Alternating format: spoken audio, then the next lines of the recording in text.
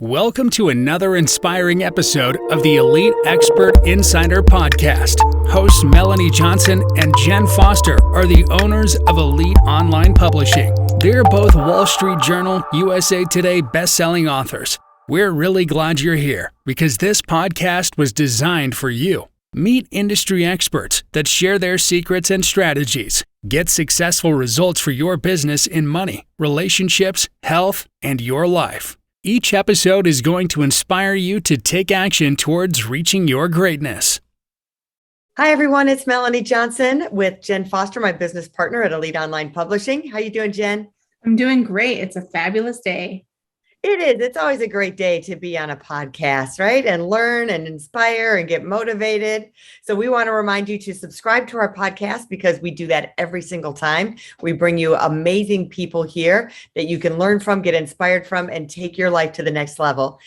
So remember to subscribe. And as always, if you're looking to publish a book, reach out to us at Elite Online Publishing and hit that submission button, and we'll see if we're a good fit for you.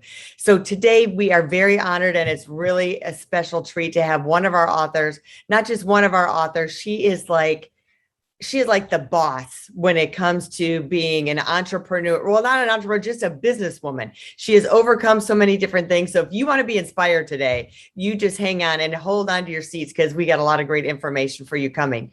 So Dr. Laura Murillo, thank you for being on our podcast today, for being an international #1 best-selling author. I just think you're the bomb. So welcome. Thank you so much. How exciting. And the fact that you're calling me an author and #1 bestseller is still unbelievable. And certainly a big part of it is thanks to both you and Melanie and the whole team, Jenn, Anita, everyone. Thank you. Awesome. Well, tell us, Dr. Laura, a little bit about how you got started and how you became the successful businesswoman that you are today with a best-selling book. Well, I got started very early at the age of 10 with my parents working at a family restaurant. And then from there, got my bachelor's, earned my master's, doctorate, worked 15 years at the University of Houston, then was recruited to the Texas Medical Center, and ultimately was recruited as president and CEO of the Hispanic Chamber of Commerce. And all along the way, people would say, you should write a book, you should write a book. And then I started to believe that I should write a book. The global pandemic came, and I thought, if I don't do this now, I never will. And I had thought about it, but I wanted to make sure that I partnered with people who knew a lot more about this than I did.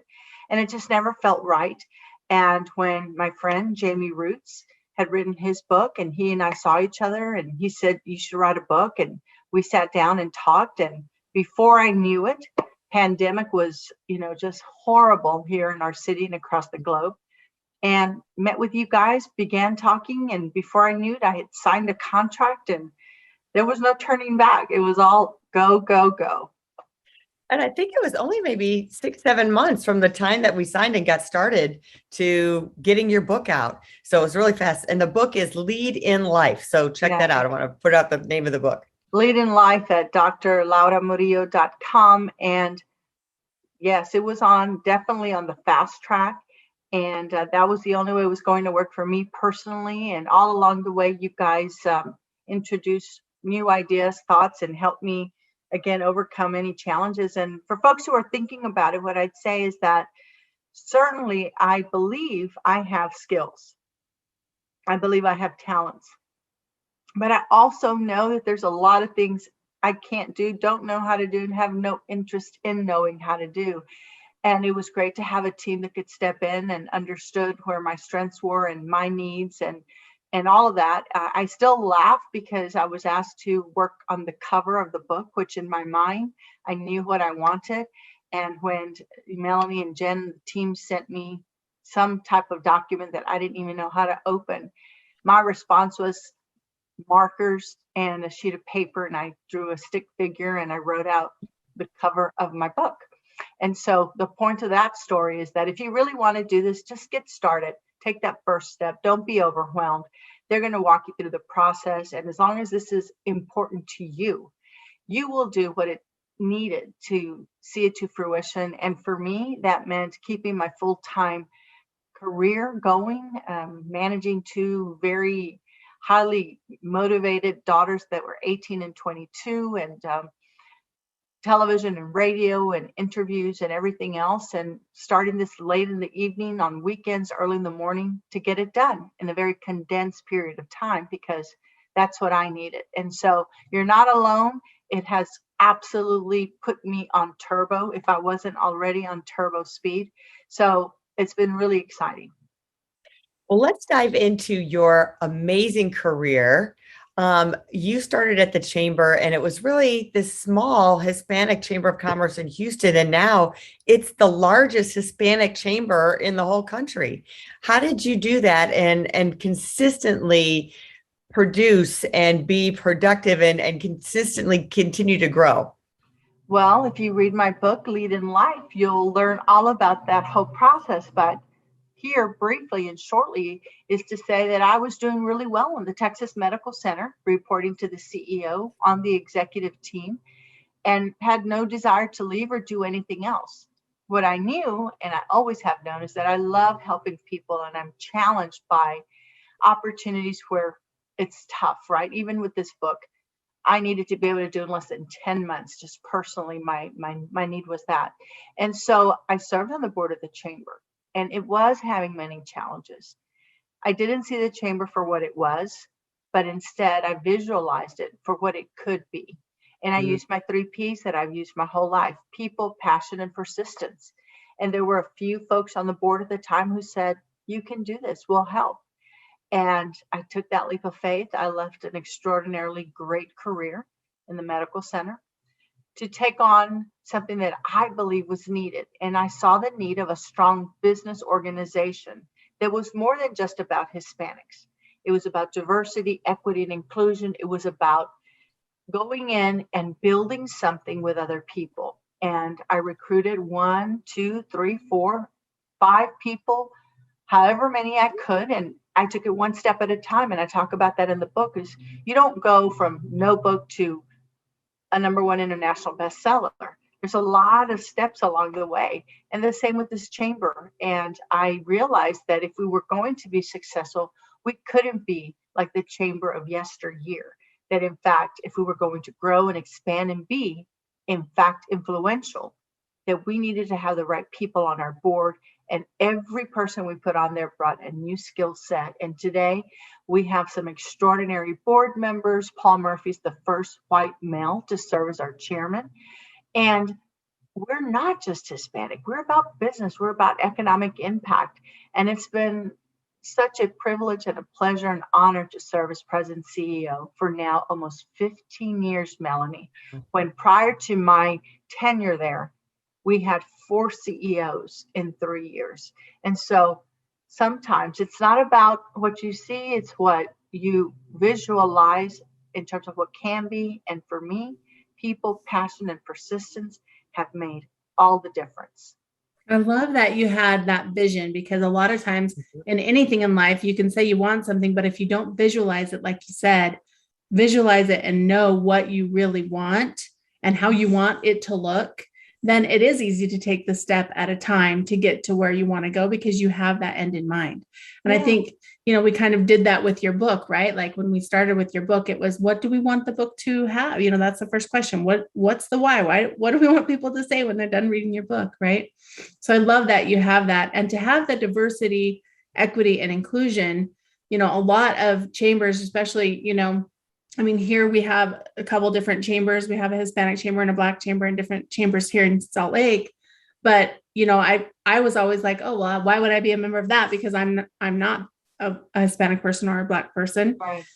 But then I got invited to one of their events and I was like, oh, I guess it is everybody. I didn't even think about that. I could write a whole book just on nonprofits, actually, and some of the common mistakes. I'll tell you, because I came from corporate America prior to the chamber, one of the things that changed immediately was running it like a business, and not this, again, no offense to anyone, but this whole idea of selling somebody a table or, oh, please buy these tickets or come to our golf tournament or a networking mixer.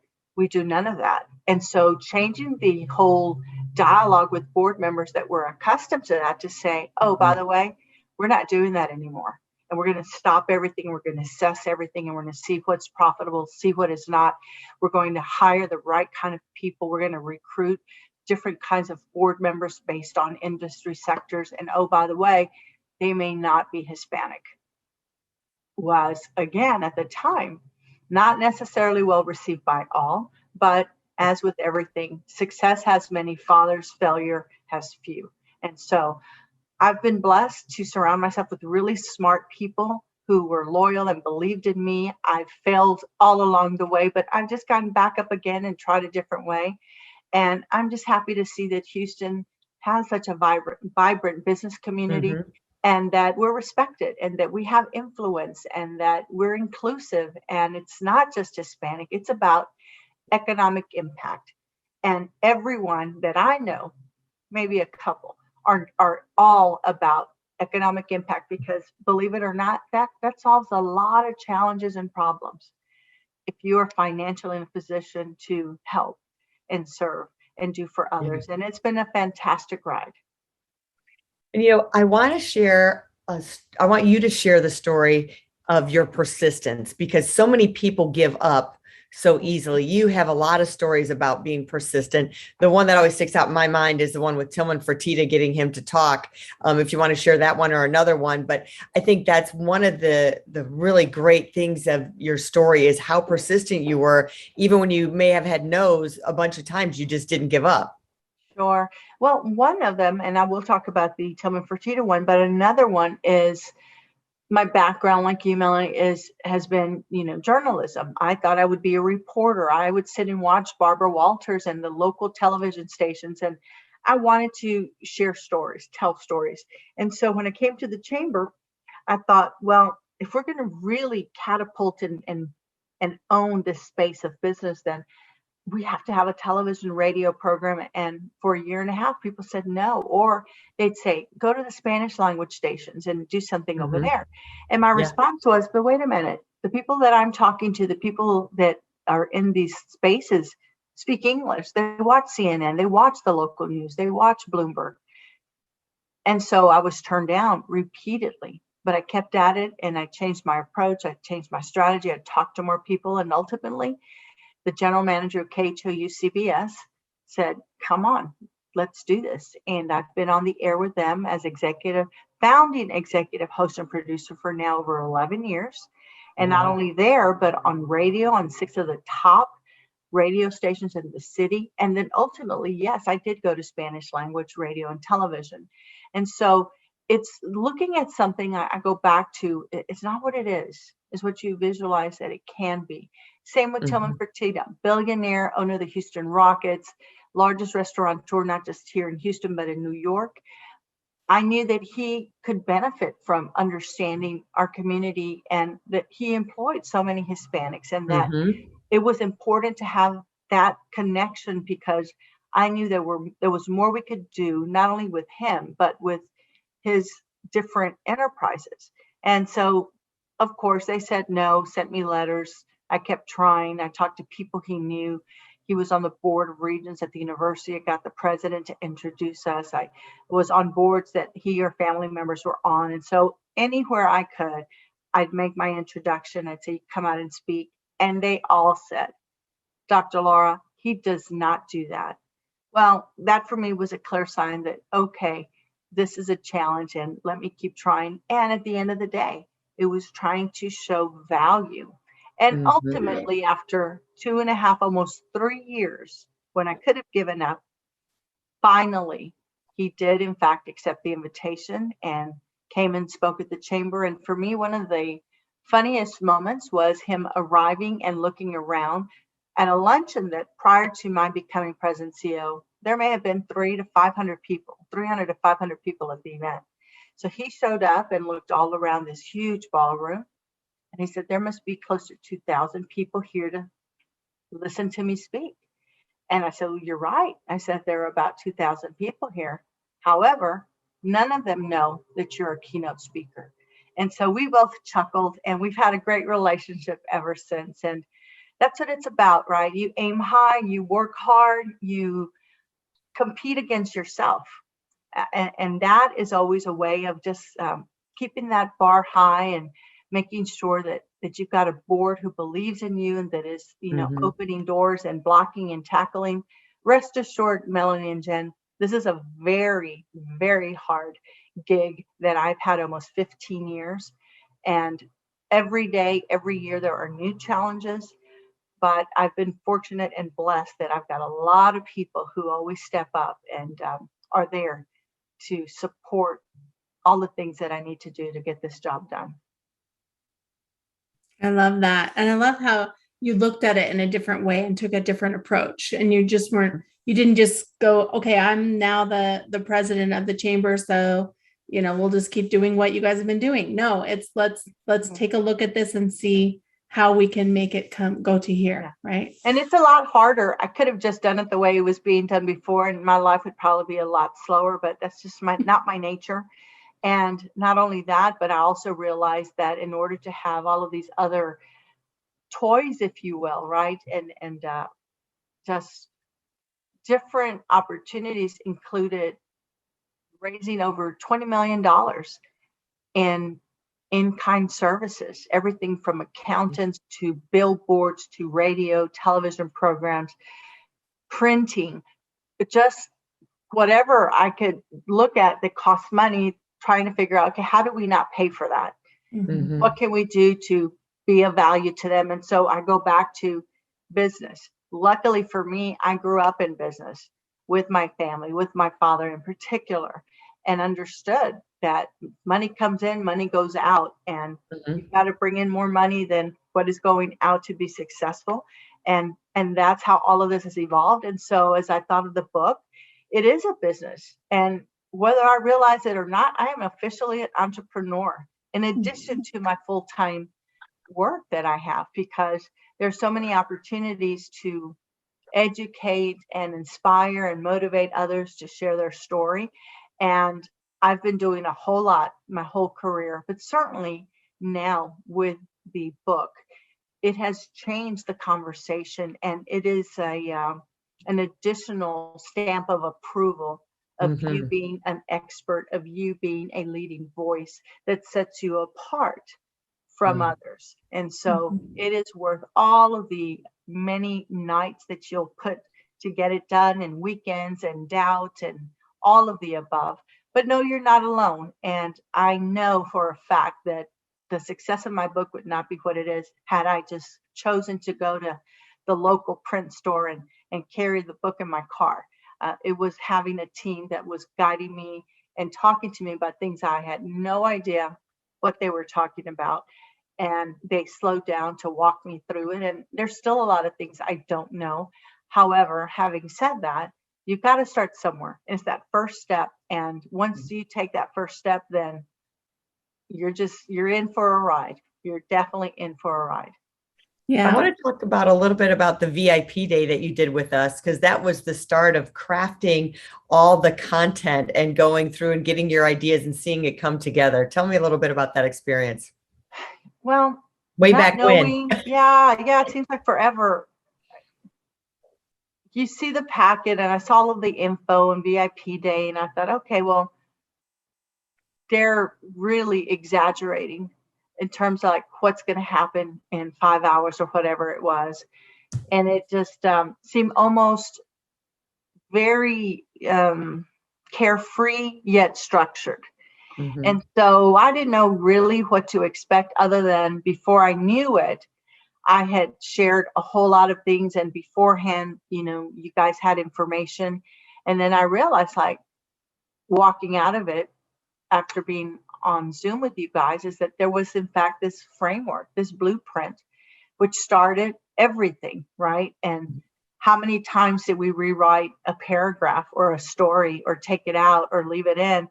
And there were times when I just felt like this is never going to get done, because we're still trying to craft this one sentence, this one word, organization, corporation, over and over and over. But it's part of the process, and I kept all of my notes, because for those who are watching, I just want to emphasize that you need to do things the way you are the way it works for you. They're going to give you guidelines and opportunities to kind of follow their roadmap, if you will. But at the end of the day, you've got to do in the way it works for you. So discovering, thanks to you all, Otter, and everything I can do on Otter, knowing that you guys would take pictures that I'd sent y'all via text message, drawings that I had done, whatever it was. I never, this is important for folks listening, I never opened up a computer and sat and typed anything. So I used Otter, I hand wrote it, I dictated it over Zoom. I have notebooks, I have sheets of paper, I have a whole bag of stacks of things that were ideas, stories, people. That worked for me. And so they'll find a way to work for you. You just need to figure out what your core competency is, and don't be afraid. If I had looked at all of that information and seen all of these different things that they sent via email and everything else, would not have gotten done. It would have been overwhelming. So one step at a time. I love that. A lot of people think that to write a book, you do have to sit at a typewriter or a computer and sit and type and write the book. And so I love that you said that, because today is 2020. So the technology we have, why don't we utilize it? So I love that you mentioned Otter, because otter.ai is the website you can go to or use the app. And It's so great to be able to record your voice and to send off things. It's just great. I love it. Yeah, I think that's why it was not the right time for me to write my book, because Otter wasn't around. So, it wasn't the time. But anyway, just get out there and ask questions and visit and talk to people. And in my case, at least, it has been an absolute game changer. And more than anything is something that I had talked to my daughters about doing. Mm-hmm. And I said, one day I will write a book, and one day. And that one day never came until the global pandemic. And it was a way to show resiliency. It was something that gave me an opportunity to focus on something tangible that I controlled versus sitting around and eating bonbons, right? And so it took a lot of time and effort and persistence, but I'm so glad I did it. And a lot of unknowns, because I've never done this before, and I like to be in control. And it's one of the things that I wrote on the forms, like, what should we know about you? And it was like, I like to know what's going on. I like to be in control. And so when you see me go off the reservation, it's because I'm feeling like I don't know what's happening. And so I'm just glad I did it. And I have so much to learn, and I've learned so much, and it's opening doors. And I'm sharing a story that I think is important, the timing for diversity, equity, and inclusion. That backdrop to the story that I had to tell of my immigrant parents all collided at a perfect time. And that, I believe, was the perfect time to have a launch party. And again, as is my nature, I wanted to do it first class, and I chose to do it at the Post Oak, where I am a member, and it's a beautiful setting. And I thought, okay, I'm only going to launch this book once, and I want to do it right. And I want people to be proud of a Houstonian, as a single parent, as someone who loved the city, that I would invite some of the top CEOs, that the mayor of the fourth largest city would come and not only endorse it, but put it out on social media, that a billionaire that I've had the privilege to become friends with would take time from his day and come out and post it on all of his social media as well. And people that I hadn't heard from since middle school, or that I worked with, say, I'm getting your book, or I saw you on the paper, or I saw you on television, and I'm so proud of you. At the end of the day, is to inspire, to motivate, and to show people that if you have a dream, and maybe one of those dreams is writing a book, that it can be done. That's great. Well, repeat your website again so everyone knows where to find you. It's Dr. Laura, Laura, Murillo, Murillo.com. Awesome. We'll put the link up in the show notes, as well as on the YouTube video. And people can go there to get your book and to read more about you. Thanks. Awesome. Well, I appreciate you guys and all that you do. And it's been a great journey. And I know I'm still at the very beginning of where this will ultimately take all of us and take me. And I'm just so appreciative for your expertise, your knowledge, and just helping me cross that finish line. So thank you. It was our pleasure and it was an honor. And we're just so excited to see where your book is going to take you and how many lives it's going to inspire. So thanks again for joining us. Remember to subscribe to our podcast, and we will see you next time right here. Thanks again. Bye. Hey, are you looking to increase your revenue, build credibility, and elevate your brand? This podcast is brought to you by Elite Online Publishing, an innovative publishing and full spectrum marketing company. They will publish and market your book to make it a #1 bestseller.